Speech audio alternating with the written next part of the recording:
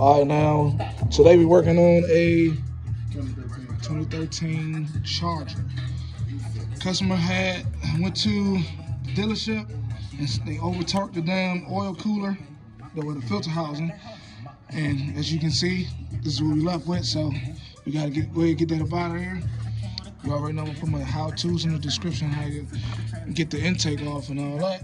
Once you got that off, you gotta go ahead and take up these fuel rails. They 30 millimeter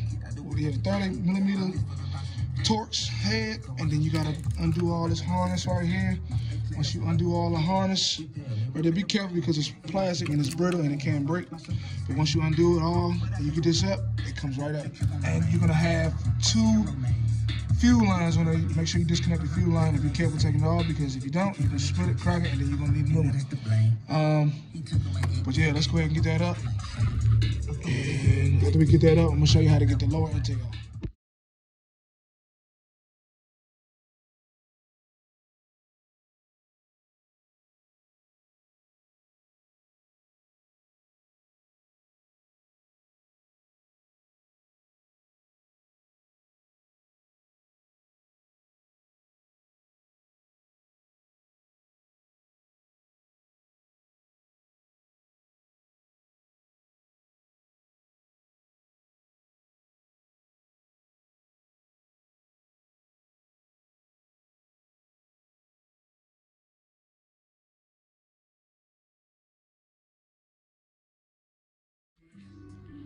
All right, now we got everything broke down. Got the new one. Got the lower intake off, the upper intake off. Let's go ahead and show you guys what we got going on here. Customer went behind the dealership to try to get it off, and it shattered. I told them they probably put it on there with some torque. So with that being cracked up like that, I told them there's no point even trying to do that, man, because you're wasting your time and your money. I'll tell you that now. Because once you get that cracked open, you'll have to take it off anyway just to get the particles that broke, that went down in there. But in order to get this off, you need an E socket, the European socket. And it's an E8 to get it off. It's 5 bolts, 2 in the back, 3 in the front.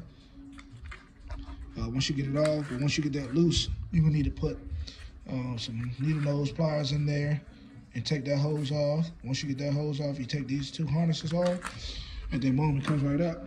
When it comes right up, it's gonna make a little mess in there. And be prepared to, stick some towels down there and clean it up. Once you get that out of there, and it's clean, it's not probably gonna be perfect, but once you get it out of there and you get it clean enough, you can go ahead and put the new one in there, torque everything down. Once you finish torquing it out, everything down in there,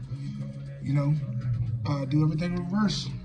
Put the lower intake over top of it, and then once you get the lower intake back in place and you get the fuel rail back in place, you go ahead and put the upper intake on. Once you do the upper intake, you're good to go, man. You tighten everything back up and let it rip, tater chip.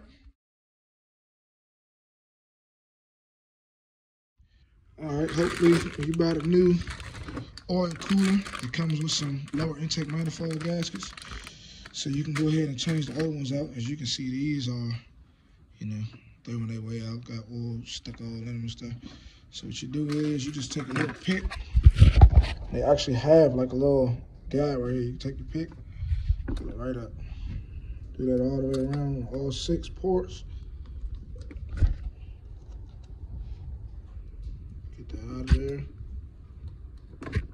Go ahead and install the new ones and you're good to go.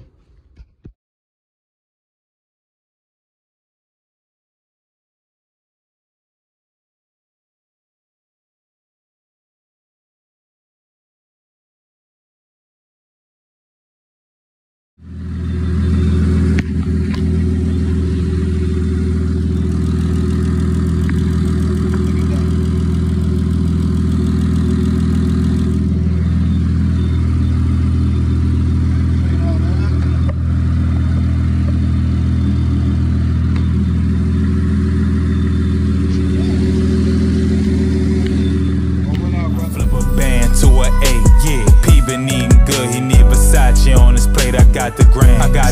I dirty dance on Figaro. Out in the D, I move them bitches in the snow. Or what you know, I keep it proper, got it locking on the stove. I need about 24 show.